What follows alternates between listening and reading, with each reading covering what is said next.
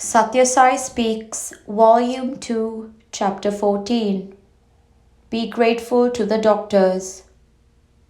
Though I have been coming to this city for over 20 years now, this is the first time I am speaking to a gathering of the people living here. The time, the need, and the deed have to coincide, and today they have. Guru Purnima has provided all three and collected together in this sea of humanity the waters of many areas through many channels and tributaries. Mysore city has earned fame by its devotion to music, sculpture, and other fine arts. But there is an art finer than all these, the art of living. Many a person skilled in other fields is a failure insofar as this art is concerned. He lives miserably without a trace of joy or contentment or peace.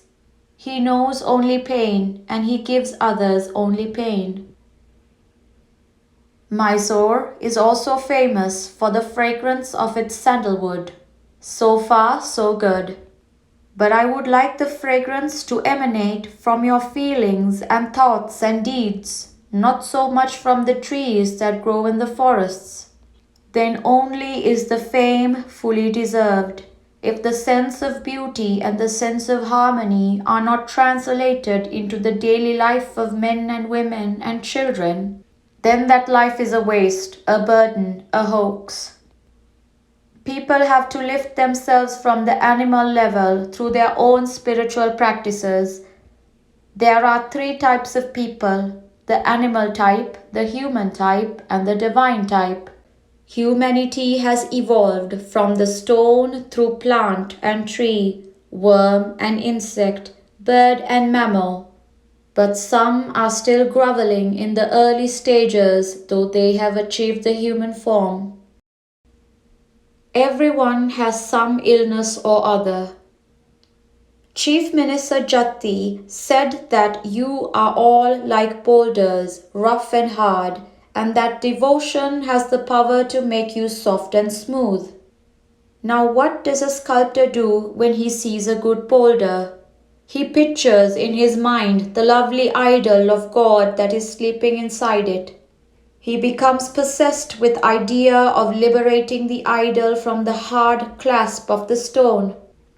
He takes up his chisel and removes the extra stone that lies around the beautiful figure, and at last he liberates the image. The boulder has to suffer all that hard chiseling in order to become the image of God.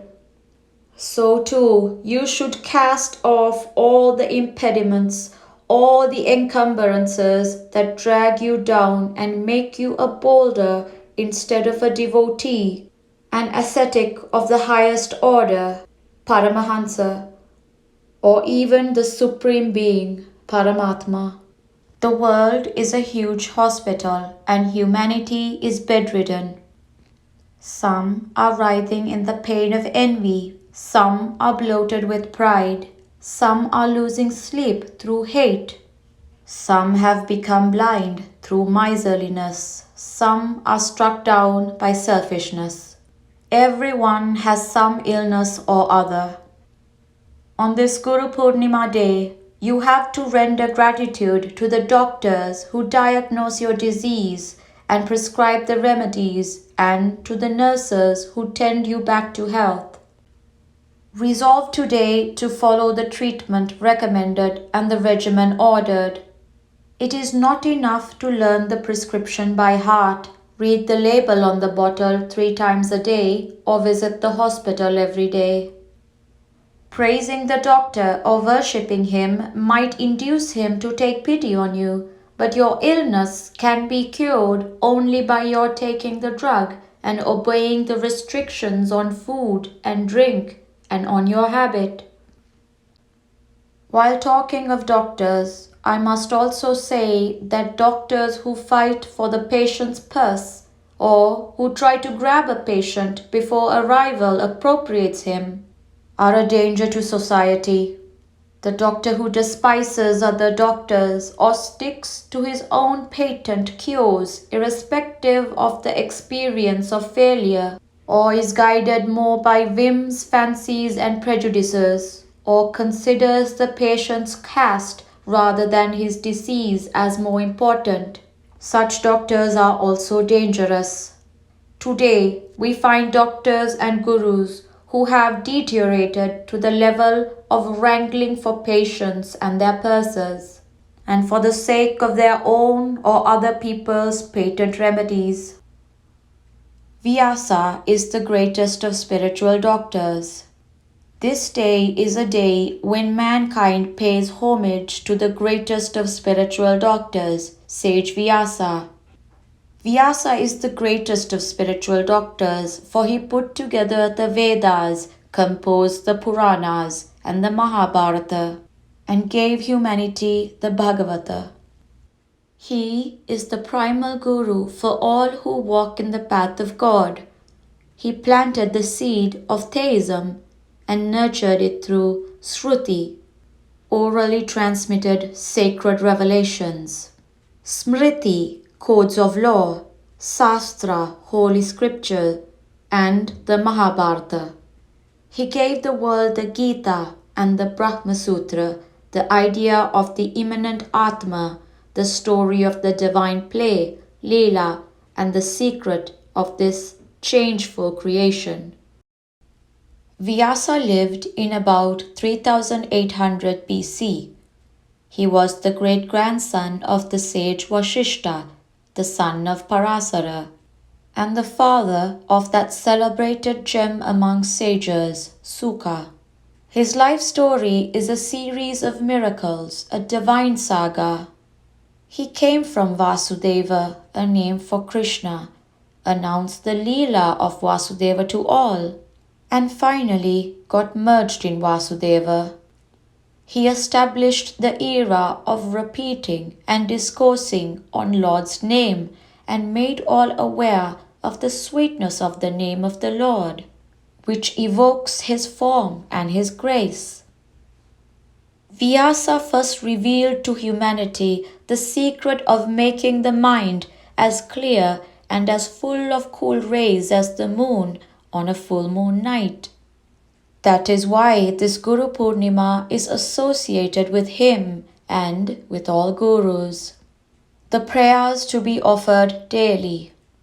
Today, every believer in God must refuse to be content with a feast and a lecture. The believer should try to plant today the seed of the Lord's name in a well-prepared heart, devoid of the thorns of egoism, and water it with love. Fence the sprout with faith. Feed it with the fertilizer of remembrance of the name, and from the grown-up tree of the mantra, holy letters, pluck the fruit of bliss and relish the sweetness. People may boast of the vast treasures in the vaults of their bank, but they will get credit only for that which they have actually earned and deposited therein. Do not fritter away the time allotted to you. Offer it to Kesava, Krishna, who is time personified, Kala Swarupa. Know that waking from sleep is but birth, and going into sleep is death. On waking, pray every morning of your life. O Lord, I am born now from the womb of sleep. I am determined to carry out all tasks this day as offerings to Thee. With Thee ever present before my mind's eye, make my words, thoughts, and deeds sacred and pure.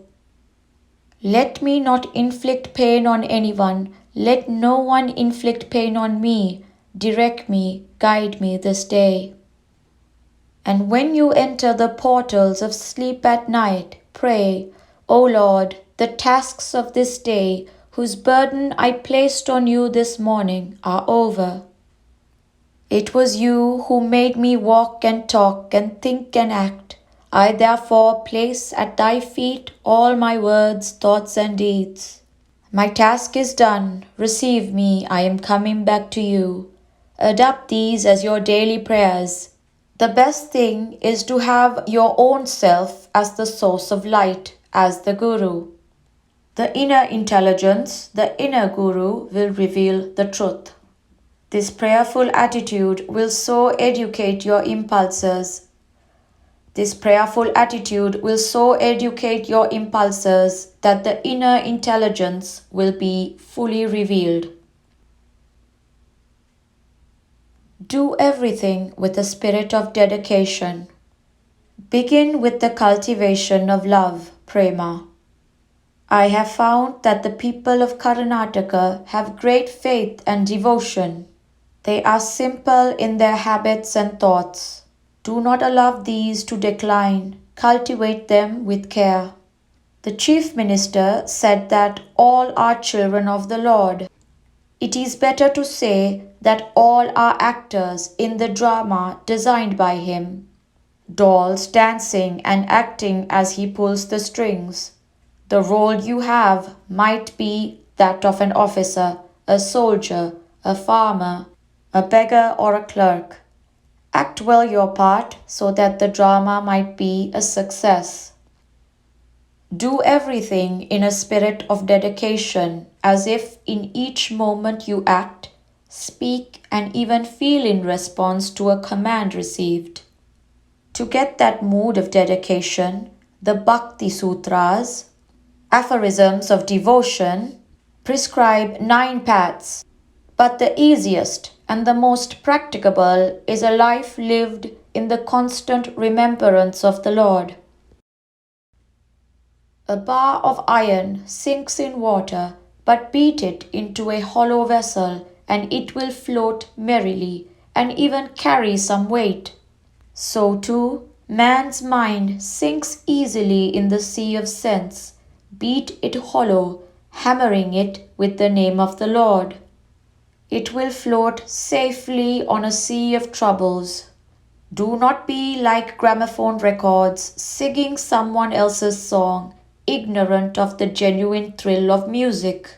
Sing from your own experience of the glory and grace of the Lord. If you win the grace of the Lord, even the decrees of destiny can be overcome.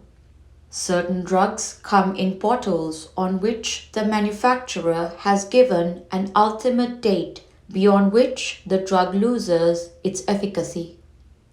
Of course, the drug will be in the bottle but would no longer be effective. Similarly, the Lord's grace can make decrees of destiny inoperative. The Guru is one who shows you the path for getting that grace, and to such a Guru this day is dedicated. Guru Purnima, Mysore, 1961, July 27th. Prayer is a very forceful weapon, much more effective than any bomb. The word is an effective instrument. It can move mountains. In these critical times, every one of you should pray deeply and sincerely for the peace and prosperity of Mother India. Bharata Mata, Sathya Sai Baba.